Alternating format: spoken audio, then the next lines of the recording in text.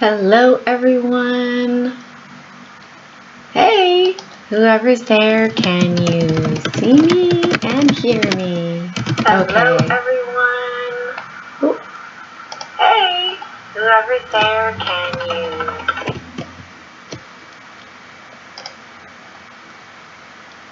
So I totally misspelled "can you see me and hear me?" No worries. Yes, all right, Mohammed. Thank you so much for giving me that feedback. That's awesome. So I hope you are having a happy Sunday. This week was a bit of a struggle for our family. I think we must be on something like day 45 with the kids home, and our 5-year-old, it's like she's on espresso all day long, just bouncing around. So did some research, found out maybe she's a little bit autistic. So whatever your battle is that you're dealing with right now, know that this time is a great time to go ahead and try to find resolution. Try to stay positive about everything. Take this time. We've gotten to learn to know our kids so much more, and you get to learn a lot about yourself when you have this quarantine period. What are you disciplined at? Are you disciplined at working out? Are you disciplined at eating healthy? Treating your body with respect, proper hydration, proper nutrition, all that good stuff.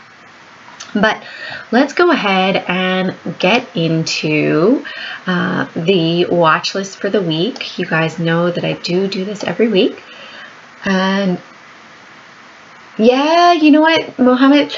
I have sort of put that CMT on the back burner for the moment because it was pushed back to December.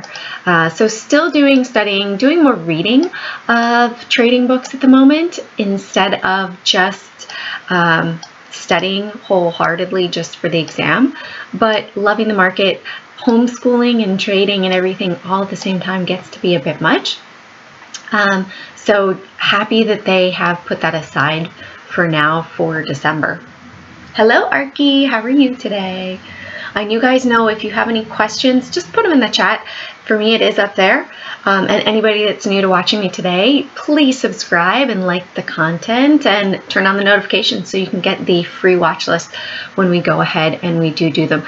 Another quick thing, trade ideas that I do use for my scanning is going to have a test drive, which I will pop up the link right up here. If you guys want to try it out, I believe it's $9 for 2 weeks, which is a great deal for their premium. And I will go ahead and put that link up or in the comments below so you guys can sign up for it if you'd like.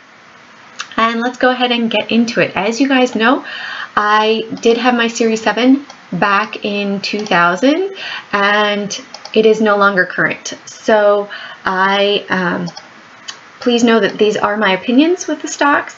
Please do your own due diligence. Know that in trading any sort of securities instrument, whoa guys, sorry, didn't mean to do that. I totally switched the screen on us, huh? Hold on, 2 seconds. Done. There we go. And know that you do need to trade with proper risk management. There are risks in trading any and all sorts of securities instruments. Hey, T-Bone. How are you? Where are you coming in from, T-Bone? Is that Keith? All right, so you guys can see I've got the SPY up here. It's looking pretty crazy, looking pretty messy. I know everybody's like, Jane, what are you talking about? Let me go ahead and turn off these yellow lines. That's the volume profile on the trading view, which will show you where the point of control is, which I like. So here, let's look at the indexes right off the bat. This is not my Sunday list, so let's go to Sunday and we'll clean it up here too. And I love TradingView too, so if you guys haven't checked it out, definitely do. It's an awesome software, especially if you're not always at your desk. All right, so we had these areas of consolidation or distribution right here, right here, right here, right here, and we've been somewhat battling above it and then drop below it for a bit, still riding those moving averages up. So I would say would like to see a test of 285.37 for the SPY this week. We do have some major earnings coming up, which will definitely affect what we have going on in the market.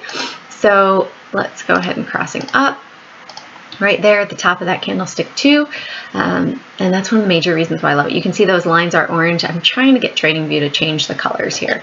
So when we look back on it on our weekly chart as well, you can see, let's change that, auto. I know it's so busy with those lines right there.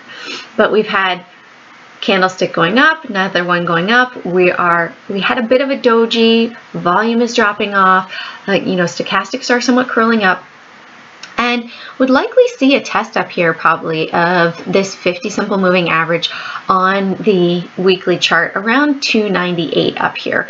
We might hit that. If it cannot hold that, it might sell off from there, but right now we are in this bullish trend, and so it's looking fairly bullish. All right, let's go to Nasdaq, or the Qs right now. All right, so got Camarillas on there. Excuse me, not Camarillas, Fibonacci's. Okay, so we've got a level. We are pretty much up above here. We are riding those moving averages up. We were not able to take out the weekly candlestick last week, so looking for a break above that candlestick. So looking for a break of 216.50, we'll say. And when we look back on the daily, again, it sort of is in that indecision area. It hasn't really gone, it's gone up and down, but we haven't, I'd like to see either a breakdown below of 205, I'll change that to 205, or really, you know, a strong breakup of 216 for it to really have that momentum trade behind it. We had bigger volume come in right here. So if we do break below that bigger volume, watch out, we could be going down. Obviously, we'd fill that gap down here, probably to 202, maybe on down to the 50 simple moving average on the daily chart. For the Russell, you can see we are, let me turn off those pivots, we don't need those for now. We are somewhat, we came up, hit a new high here, came back down here, had more volume coming in, hit a high of the week, more volume, and then we came up, tested above it, and are just up above it. So looking really for that break, I'd like to see a break to the upside of 123.90 or really 124, that round number, for continued movement to the upside. And then on the downside, hey, if we cross down below this area, 119, 120 area, we might have further move to the downside right here, coming on down, testing the low down here about 117.50, and then potentially on down if we do break that 120. So looking for that $4 range on the Russell. Let's go ahead and add these stocks over here. So FCX, NAT, Amazon, Apple, Beyond Meat, eHealth, PCG, Disney, Netflix, and ExxonMobil. Whoops, totally misspelled Disney there. And let's also put in the potential swings, Tilray, and W. All right, so let's start off with FCX. All right, so I'll go on our 15-minute chart. And I usually like to draw my resistance line as a green line up here at the top. So you can see it couldn't break 860, right? And look down to the bottom, down here, for support of 844. When we look back on it, we did have earnings. We tested that 50 simple moving average and closed above it, right? The 50 simple moving average is right here at 841. I'm going to move that back down to 840, 841. Perfect, right there. And closed above it at 848, and then resistance at 860. So looking for a break above 860 for potential move to the upside. And then look at this nice gap. Right here we have a gap on up to 888. If we break 9, another gap on up to 929. And we have a bit of cup and handle, right? So that could have a bit of a move. If we go to the bottom, I'll call the bottom down here, of 259, might be going on up to 1110, right? Maybe on up here, all the way up there. So support of 840 and 860 for resistance. I didn't put in the short volume. I was going to do that with you guys so you guys can see. Hey, Bat Scientist. FCX is down the road from you? Cool. Done any research for them at all? Bat Scientist, have you done any research? Do you do any research on, I was going to say, on like magnesium and how that affects people, or you just simply, I know you actually do chemical research. Alright, so we've got Nordic American Tankers. So they had earnings back in February. So looking potentially for May 15th, we slide it forward right here. So they do have earnings up May 17th, and it's in a breakout zone. It might have a bit more of a pullback. You can see after hours, it did go ahead and it was up a little bit higher. That was also, you can see it closed up higher. It tested that resistance back here on the 22nd as well. And it did have a breakout here. It pulled back though. You can see up here, pulled back, came up, had more of a pullback, had earnings announcement. It was a wild ride, and then came all the way back up here. So what I'm looking at is this higher than normal volume. We're setting new highs. Is it all-time highs? No, we're not all-time highs for it. So we could have a move on up to 717, maybe 750 area, 775. If it does break that, maybe on up to 850. If we even go above there, 975, maybe $10 to the really upside if it does break out. But it does have 142 million and it did have a nice 7% move. So looking at that one. All right, next we have Amazon. People must be like, Jane, why are you talking about Amazon, right? Well, we've got it. I've got a trend line here that it is hitting.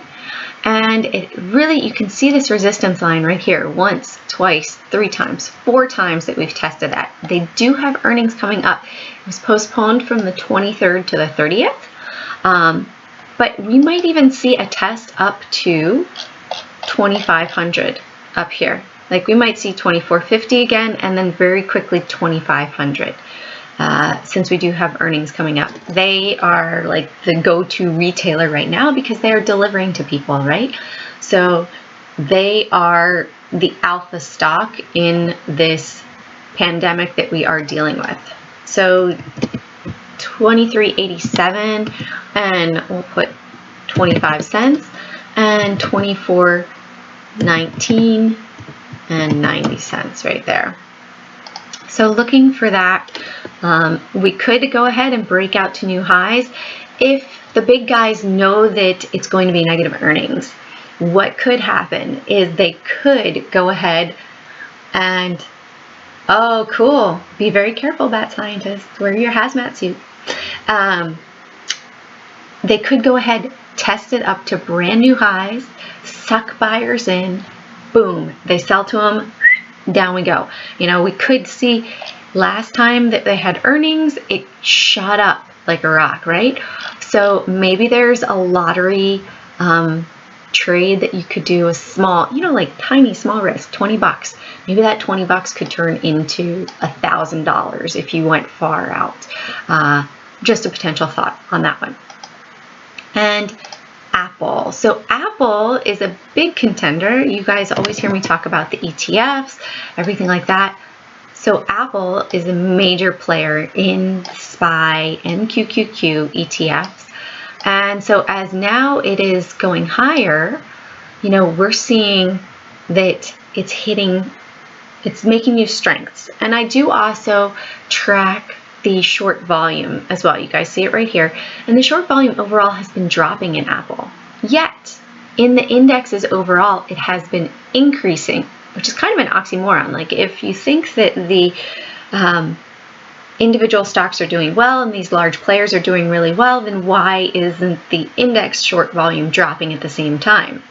Because maybe, you know, people are just getting stubborn and it could be short squeezes in the indexes overall.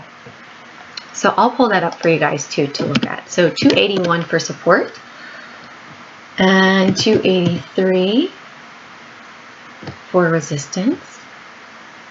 Let's go back to our yearly chart. So you can see I did have this trend line. I just drew off the two highs right here, and it hit it and closed above. We've got another moving average right here at 286.22 and 288. Maybe we'll come up and test those. And then craziness, if we break those, we might be looking at the 300 mark for Apple before it might go to the downside. So we do have that coming up. That is coming up on the 30th with Amazon as well.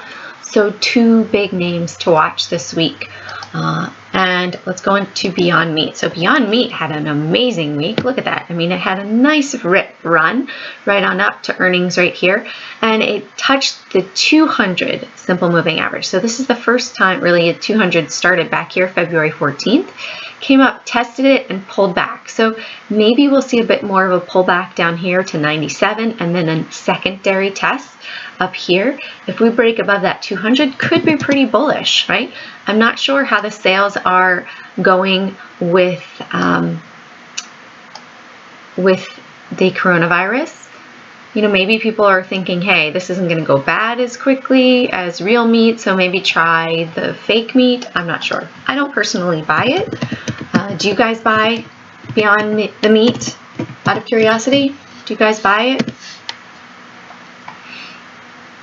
So if we do break that 109 area, I would look for another test up to 112, right?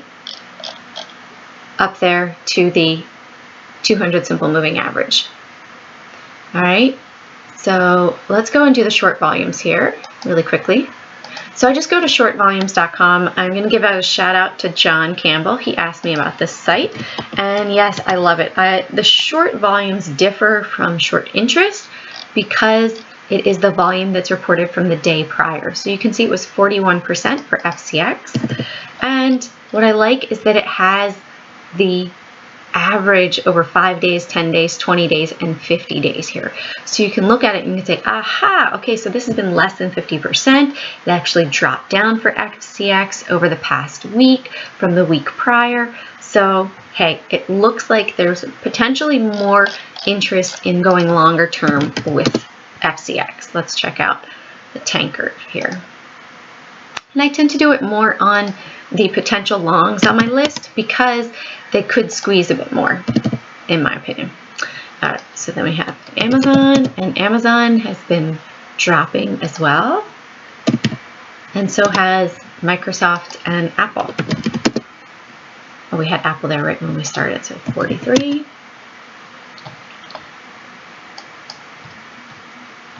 And Beyond Meat, 39%. All right, so let's go back over here. So we got that filled out. Let's look at eHealth. So eHealth had earnings. It was held up here, larger than normal volume after earnings, and it dropped, right? It curled down from that 20 simple moving average. So we had our first day where it was reported on the 23rd, and then we had trading day on the 24th, bigger trading day down. So we might see a continuation to the downside here. We did have that second big day. So I would look for resistance at 110.25 and support to be broken down at 107.80. Okay, maybe we'll come on down here to 106.30, 102.80, 103.50 area, and then if it goes all the way down to the 200, which looks, that has acted as support in the past, we might see it come all the way back down to 96.50. Okay, so it might be a $9 move to the downside on this one, or roughly 9%. All right, let's go to PCG. I will check it, Arky. I'll check it when I get done with my list, all right? Let's get rid of those. Let's go back to that yearly chart, and I'll just unclick on these. Better yet, I'll move them down so I can...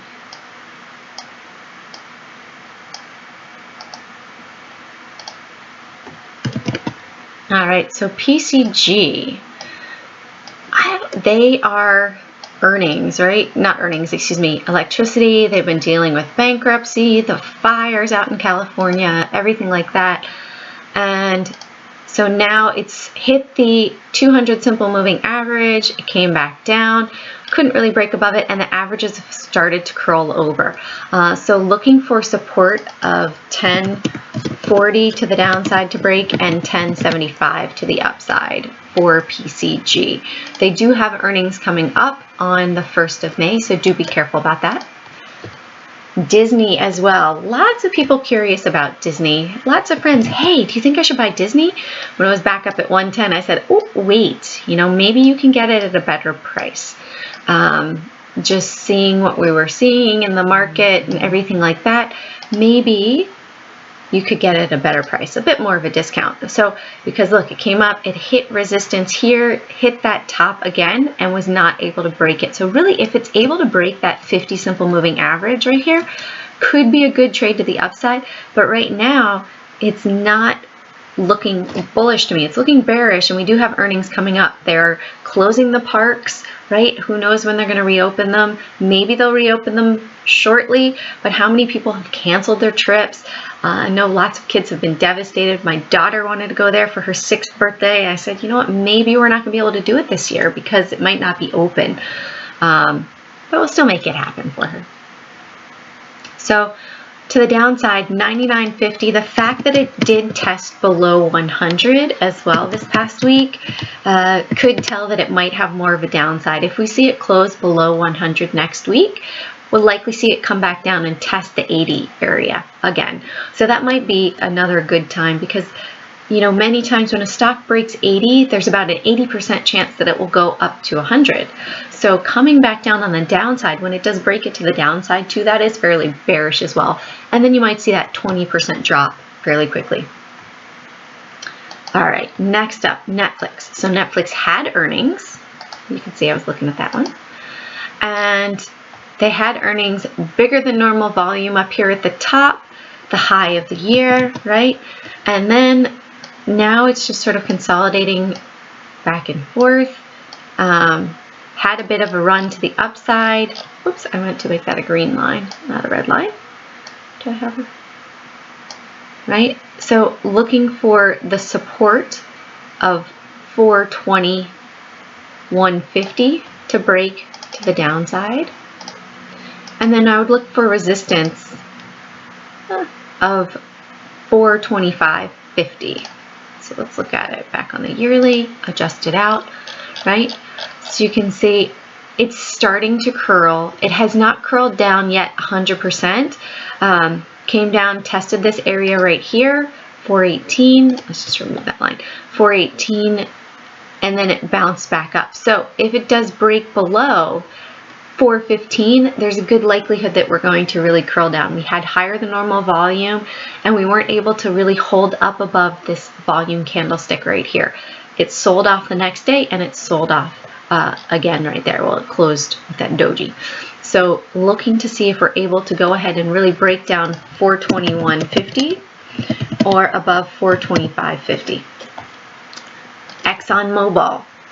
Crazy with the oil futures this past week. I was on Trader TV live on Monday. I don't know if you guys saw that. On Monday, tomorrow, I will be on Ticker Talker TV at 12:45. So come on over and join me then. And we'll be talking about the market. It is on YouTube as well. So the oil futures, right? Crazy volume, but you can see here we've tested that 50 simple moving average. Now are we able to go ahead and break above it? We just closed below it, right? 44.32 is the 50 simple moving average. We're below it at 43.73, so down below it by 60 cents. So look to see if we're going to go ahead and curl back down this way, potentially break down even further, 40.37. They do have earnings coming up. Not that many people are out there driving around going to work, right? So the demand for it in the States is lower. Demand around the world is lower with the quarantine that's happening. So we'll see what happens this week. But I have it on the short potential list.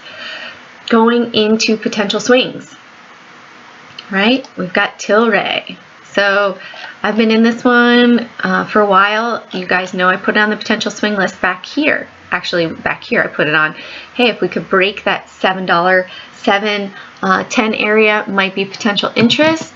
And again, we had higher than normal volume, and many people are getting stubborn with their shorts in it. This one had about 55% short over the past 50 days. Let's see, let's pull it up here and show it for you guys. So Tilray. So we'll just do this Control plus. All right, so Tilray 47%. So you can see over the last 50 days, 55% short volume, right? So people have been getting a bit stubborn. Past 2 weeks of trading, 52% short volume. So how stubborn are they going to be? Will we see a test the 50 simple moving average this week? We likely could. Are we going to go up higher? We could potentially. I'd given it a target of about 11.15 before, so looking for that target to hold true, probably first test up on that $9 area. Next on the potential swing is Ethan Allen, right? Look at this. We did break this downward trend. We've got a nice little trend going, right? We broke it, higher than normal volume came in. Even if we do another trend line right here, you can see, hey, broke it there as well, higher than normal volume, sort of broke the W, the middle of the W here, and we've got the 50 simple moving average right here, so at 11.56.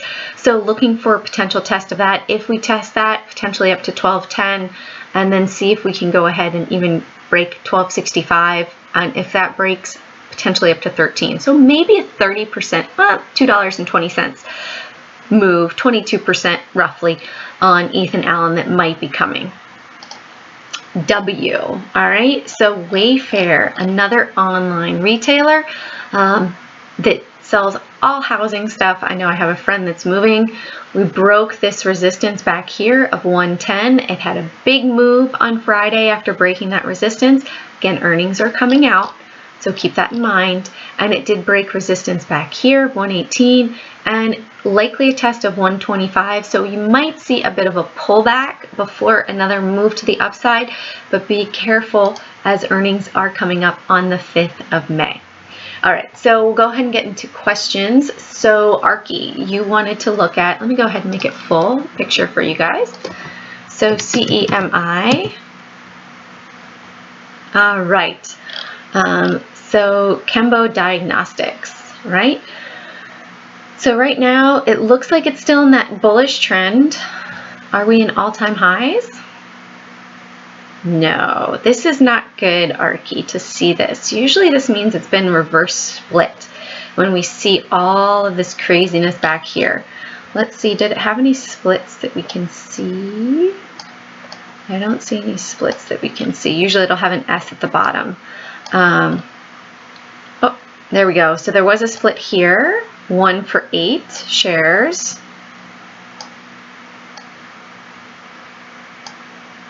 And here we had 1 for 17.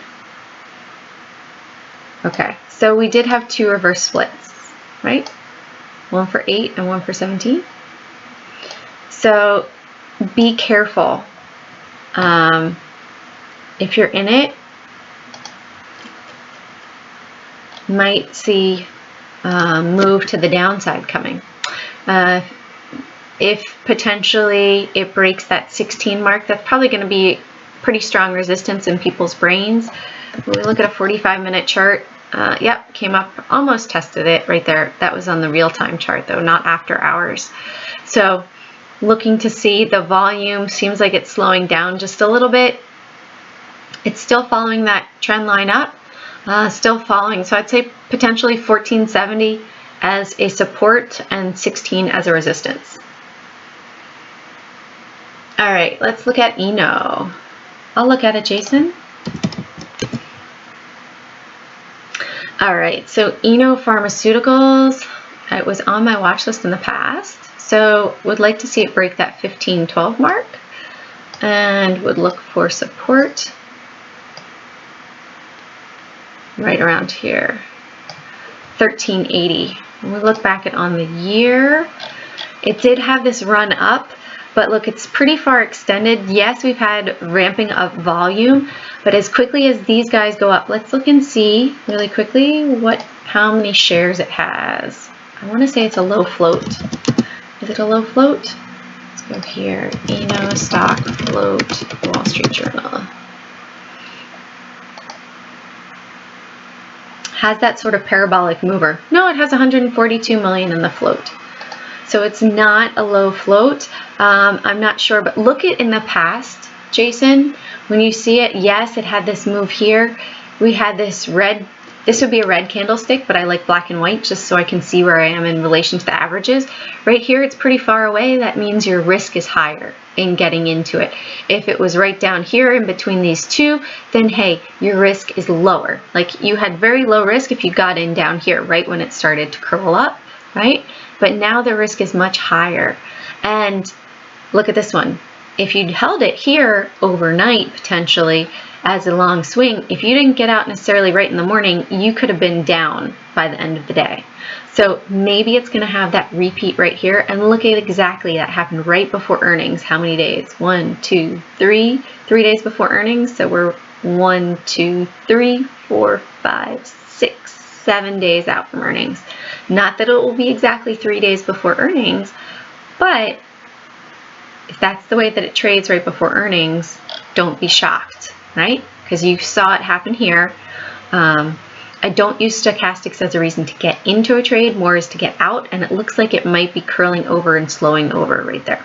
So I hope that helps you, Jason, for my opinion on that one. Anyone else have any other questions? Any questions? Anyone brand new to trading and you have a question about trading? I'm happy to help you guys. I know my mom is slowly starting to learn about day trading in this extra free time she has. So, any other questions? What about Zoom? Let's look at it, Bill. ZM. ZM or ZOOM? Because they are two different tickers. Some people were trading ZOOM thinking it was ZM. Awesome, Arky. So let's go to a 15-minute chart here.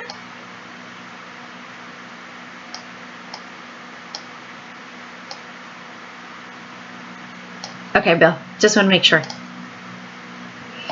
All right, so looking at it right here, we've come up, look at how it tested this resistance in the past, right? And it sold off, couldn't break above it last time. Hey, look, it broke above it one day, next day immediately came back down. So again, that needs to hold as support to be long for a longer term, in my opinion. Otherwise, if it's going to break down, it needs to break down. I'd even pull this down just a bit more right here. It needs to break down below 154.25 for it to be more of a pullback on it. You know, if it pulls back, hey, maybe it's going to come back and hit this 50 simple moving average where you found support in the past, and then it's going to go ahead and run back up. But right now it's still fairly risky because look, it does have this downward candlestick right here. Yes, we're at this simple moving average, lower risk, but when you look at this resistance in the past, it has not been able to hold above it. All right, Bill? All right, guys, if there's no other questions, I'm going to call it a wrap for today. I hope you have a great trading week. Carpe profit. Seize those profits one trade at a time. And I will see you next week. I've got some great videos coming up this week. Had a lot of people ask me some good questions, so I will be putting out some more videos to help those newbie traders as well. Have a great week. Bye, guys.